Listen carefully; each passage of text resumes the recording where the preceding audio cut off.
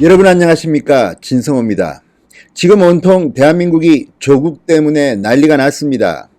그리고 지금 북한은 미사일 도발을 하고 있고, 트럼프 대통령은 아베 총리를 만난 자리에서 문재인 대통령이 신뢰할 수 없는 사람이라는 발언을 했다는 보도가 나와 충격을 주고 있습니다. 그런데 이런 와중에 문재인 대통령 부부가 또다시 해외 순방에 나선다고 합니다. 9월 1일부터 6일까지 5박 6일간 태국, 미얀마, 라오스를 방문한다고 합니다. 태국, 미얀마, 라오스 대단히 중요한 국가겠죠, 물론. 그런데 이 시점이 9월 1일부터 6일이니까 조국 법무부 장관 후보자의 인사청문회가 열리는 시기와 맞물립니다. 지금 2일과 3일 인사청문회를 이틀 동안 하기로 여야가 합의를 봤다고 합니다. 문재인 대통령은 다 예정된 일이라고 이야기할지는 모르겠습니다. 그렇지만 국민들이 보기에 참 이상합니다. 이 와중에 북한이 저렇게 도발을 하고 있고 지금 한미일 공조가 흔들리고 있는 상황에서 문재인 대통령은 동남아로 간다. 동남아에는 누가 살고 있지요? 여러분 다 알지요? 따님이 살고 있습니다. 거기로 간다. 자, 문재인 대통령은 왜 해외 순방을 하는 것일까요? 진성호의 융단 폭격, 문재인 대통령과 김정숙 여사를 융단 폭격합니다.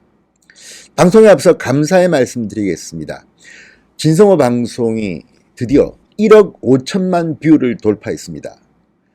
영상을 보신 분이 1억 5천만 명, 물론 중복해서 보신 분도 포함됩니다만 1억 5천만 뷰를 기록했다는 것은 정말 여러분들의 사랑 덕분입니다. 진성호 방송이 3월 12일 날 개국했으니까 이제 5개월 보름 됐습니다. 딱 5개월 보름. 그런데 뭐 다른 것도 중요합니다. 구독자 수 뭐 이런 것들. 그렇지만 더 중요한 것은 얼마나 많이 봤느냐인데 1억 5천만 뷰를 여러분들이 돌파시켜 주셨습니다. 너무 감사합니다. 그리고 진성호 방송 구독자도 중요합니다. 아직 아니신 분들은 붉은색 구독 버튼 눌러주십시오. 더 열심히 하겠습니다. 자, 문재인 대통령이 9월 1일부터 6일까지 5박 6일간 태국, 미얀마, 라오스를 방문한다고 고민정 청와대 대변인이 공식 발표했습니다. 태국은 공식 방문, 미얀마, 라오스는 국빈 방문입니다. 또 국빈 방문, 대접을 잘 받으시겠군요. 물론 대한민국의 국력이 세니까 뭐 대접, 국빈으로 대접받겠죠. 자, 문재인 대통령은 그동안 아세안 10개국을 방문하겠다고 했고 지금 이제 다 방문하게 됩니다. 정장석 한국당 수석 부대표가 그때 이야기하는 걸 보니까 역대 대통령과 비교해서 문재인 대통령은 정말 해외를 많이 나오시는 것 같습니다. 보니까 노무현 대통령이 4일, 그러니까 집권 2년차 해외 순방 일수입니다. 자, 문재인 대통령이 그렇게 존경하고 사랑하에 맞지 않는 노무현 전 대통령은 집권 2년차까지 4일, 이명박 대통령은 90일, 박근혜 대통령은 88일, 문재인 대통령은 무려 105일을 다녔다고 합니다. 해외에 나가는 것을 상당히 좋아하는 것 같습니다. 이유는 제가 밝히지 않겠습니다. 여러분들이 알아서 해석하십시오. 그렇지만 지금 문재인 대통령 부부가 짐을 싸서 해외로 가야 할 그럴 때입니까? 그래서 이번 순방길에 뭐 하는지 한번 봤습니다. 봤더니 자, 1월 1일부터 3일까지 방문하는 태국 프라유 짜노차 총리와 정상회담 등을 통해 신성장 동력 창출을 위한 양국 간 실질 협력 증진 방안을 협의합니다. 그 다음에 3일에서 5일까지 미얀마를 방문해서는 실권자인 아웅산 수치 국가고문과의 정상회담, 윈민트 대통령과의 면담 등을 통해서 또 동반성장 협력 방안과 한국 기업의 현지 진출 확대를 논의합니다. 5일부터 6일까지는 라오스를 방문합니다. 분장 보라치트 대통령과 정상회담, 통룬 시술리 총리와 면담을 갖고 양국 간 수력 발전을 포함한 실질 협력 확대, 라오스 국민의 삶의 질 개선을 위한 지원 방안 등을 협의한다고 합니다. 중요하네요. 그런데 지금 여기 보면 뭐 실질 협력 방안, 경제 협력 방안, 동반 성장 협력 방안을 이야기하는데 지금 대한민국 경제가 엉망진창입니다. 문재인 대통령이 동남아의 후진국이라는 표현을 쓰지 않겠습니다만 우리보다 경제 수준이 떨어지는 국가를 이렇게 전부 다 10개국을 다 간다는 거 아닙니까? 이미 7개를 갖고 이번에 가면 모든 국가를, 아세안 국가를 간다는데 하는 이유를 수긍하기 힘든 국민들도 없지 않습니다. 게다가 아까 정량석 수석 부대표 이야기도 했지만 대통령이 해외를 너무 많이 나갑니다. 국가의 내부가 중요할 때는 내부를 위한 일도 해야 되는데 내치는 마다하고 밖으로 나다닙니다. 만약에 인사청문회에서 조국 후보자가 야당으로부터 비판을 받아서 인사청문 보고서가 채택되지 않더라도 문재인 대통령은 국내에 없음으로써 나는 모른다 이렇게 오리발 내밀을 쉬는 건지, 정말 문재인 대통령의 행보를 보면 참 안타깝다는 생각도 듭니다. 어떻게 그렇게 해외 순방에 애착을 가지는지 모르겠습니다. 김정숙 씨, 짐 싸야겠어요. 우리 해외로 나가야겠어요. 듣기에 따라서는 도피하는 듯이 보이기도 합니다. 이 와중에 안보가 흔들리고 내치가 흔들립니다. 지금 조국 때문에 문재인 대통령의 지지율이 폭망하고 있는 중입니다. 이유는 잘 아실 겁니다. 이 자리에서 문재인 대통령이 왜 조국을 지명했는지 이런 걸 따지지는 않겠습니다. 그렇지만 결과론적으로 지금 대한민국 국민들은 문재인 대통령의 조국 장관 지명에 대해서 부글부글 끓고 있습니다.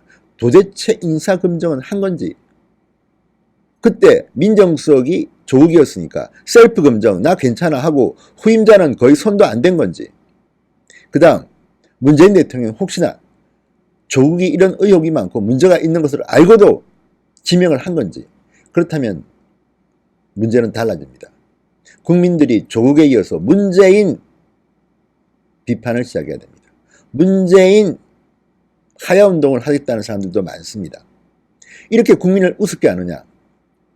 그리고 문재인 대통령이 취임사에서 말했던 기회가 균등하고 과정이 어떻고 결과가 정의롭고, 이거 다 뻥임이 드러나고 있습니다. 무엇보다도 노무현 문재인 대통령이 잘 썼던 발언이 있습니다. 특권과 반칙이 없는 세상을 만들겠다. 조국 후보자의 그동안에 살아온 삶은 언론에 보도된 것만 봐도 특권과 반칙의 삶 그 자체입니다. 서민들은 상상도 못할 스펙 쌓기, 자녀에 대한 귀족입니까 뭡니까? 금수저 정도가 아니라 다이아몬드 수저 같습니다. 이를 지켜보는 학부모들과 학생들, 청년들은 지금 박탈감에 부들부들 떨고 있습니다. 그런데 문재인 대통령 부부는 또 해외 순방을 가시는 겁니까? 참 안타깝습니다. 물론 중요하다고 하겠죠. 그리고 또 하나, 오늘 국회에서 재밌는 일이 하나 벌어졌습니다. 문재인 대통령 자녀의 해외 이주 비용에 대한 논란이었습니다. 노영민 비서실장은 오늘 국회 예산결산특별위원회 전체 회의에 참석했는데 이정배 한국당 의원이 비용을 공개하라고 요구했습니다. 그러자 정보공개법상 비공개 사유에 해당하는 용역은 제목 공개만으로도 국가안보 등의 부정적 영향을 초래할 우려가 있다. 비공개한다 이렇게 막 갑니다 지금. 자, 그러면 왜 대통령의 딸은 문다희 씨 가족은 동남아로 이주를 했습니까? 이렇게 되면 이 경호 인력이 가야 되고 예산이 들어가야 되고, 대한민국 아버지가 대통령의 나라에서는 살기가 힘듭니까? 교육 문제입니까? 경제 문제입니까? 왜 동남아로 갑니까? 웬만하면 아버지가 대통령을 할 동안만은 한국에 있다가 끝난 뒤에 가도 될 것을 굳이 이렇게 현직 대통령의 자녀 가족이 해외로 이주하는 것은 유례를 찾기 힘든 일입니다.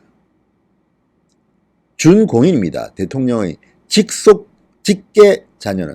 그런데 이렇게 하고 또 예산은 못 밝히겠다. 자, 이정배 의원은 반발합니다.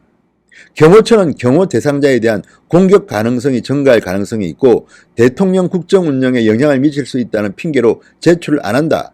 예산 내역을 투명하게 밝혀야 한다. 독재 국가적 발상으로 제출하지 않는 것은 도저히 이해할 수 없다. 국민을 무시하는 것이다.